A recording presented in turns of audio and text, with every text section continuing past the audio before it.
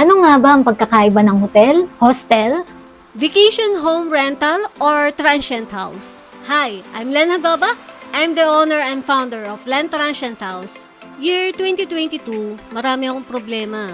Kaya para maiba yung attention ko, lagi ako nagtatravel.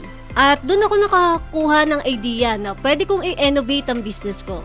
May tinuluyan kasi akong vacation home rental na maganda, malinis, at relaxing yung place. Kaya naisip ko na gagawin ko rin ito sa mga unit ko. Kaya nga hindi naman nagtagal, after few months, naging ganito na nga yung mga unit ko.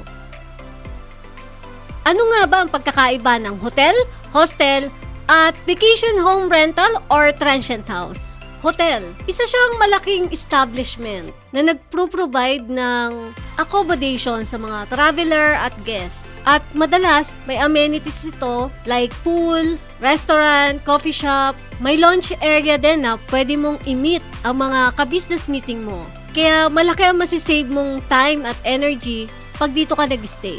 At mag-set din ng mga meeting. Expensive nga lang dito. Hostel. Ito naman yung budget-friendly na accommodation. Hindi ganun kalakihan yung room.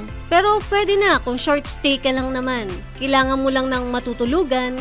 Practical ito sa mga backpackers at sa mga young travelers. Vacation home rentals or transient house. Kung gusto mo ng parang nasa bahay lang na experience, ito yung the best option para sa'yo. Malawak ang space dito. May sala, dining area, pantry, at pwede ka rin magluto.